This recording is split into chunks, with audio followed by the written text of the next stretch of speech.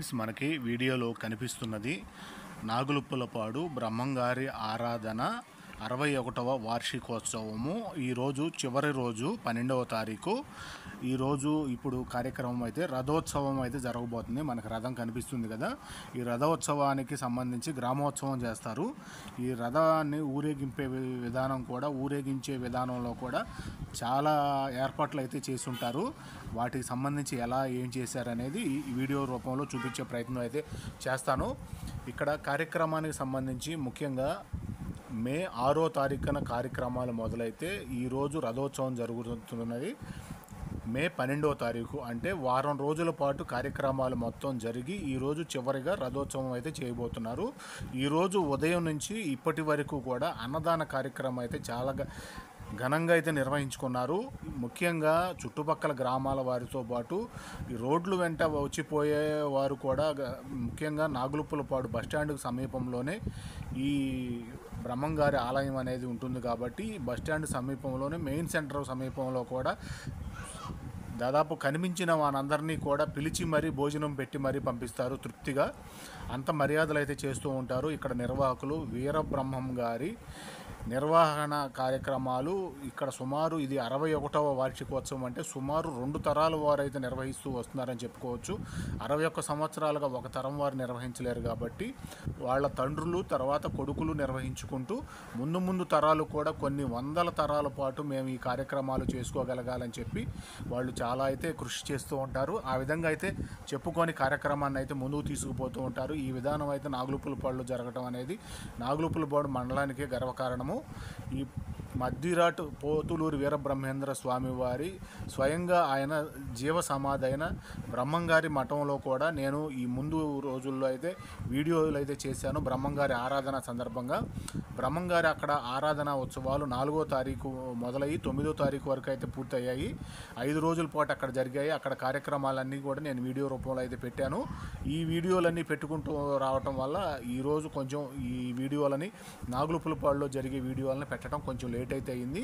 ఇక్కడ కార్యక్రమాలకి సహకరించిన వారందరికీ కూడా చిరు సన్మానాలు అయితే చేస్తూ ఉంటారు. ఇక్కడ నిర్వాహకులు, ముఖ్యంగా ఆలయ నిర్వాహకులు కానీ ఇక్కడ గురుస్వాములు కానీ ఇక్కడ నిర్వహించే విధానం చాలా చక్కగా ఉంటుందని చెప్పుకోవచ్చు. మర్యాదపూర్వకంగా అందరినీ గౌరవంగా పిలిచి అందరి దగ్గర విరాళాలు సేకరించే విధంగా కూడా వీరు ప్రయత్నం అయితే చేస్తూ ఉంటారు.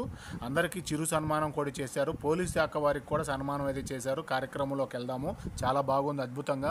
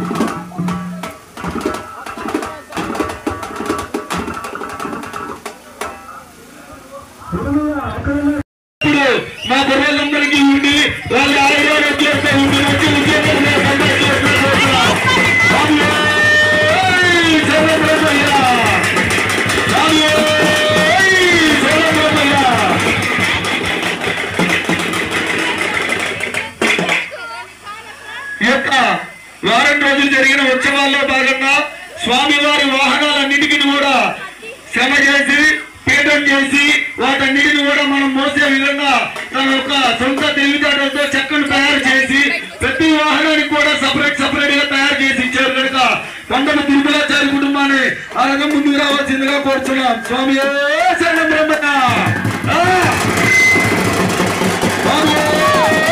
శరణం బ్రహ్మయ్య. కొండల తిరుమలాచారి విజయలక్ష్మి గారిని రంగం ముందుకు రావాల్సిందిగా కోరుతున్నాం.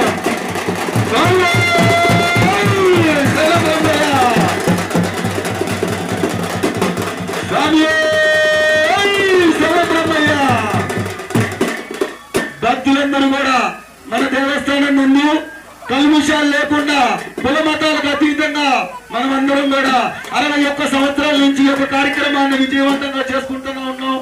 ఇదే విధంగా మా అందరి కుర్రోళ్ళ కోరిక 100 సంవత్సరాలు ఆరాధన విజయవంతంగా చేయాలని మేమందరం కూడా కంకణం కట్టుకున్నాము. అదేవిధంగా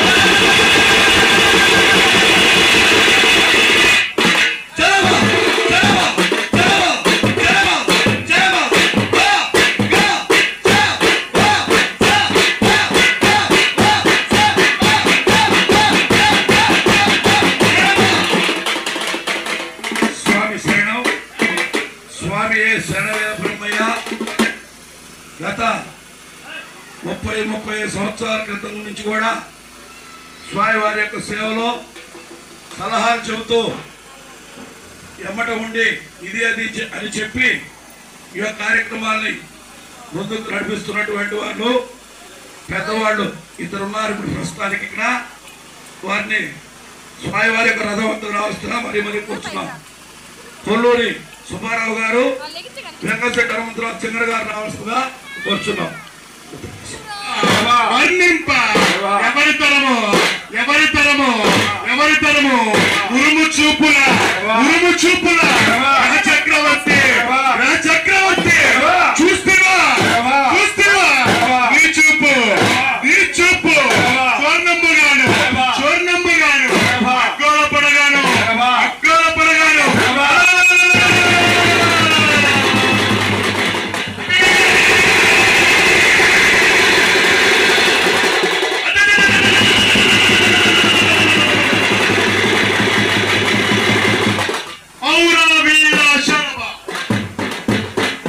ఔరా వీర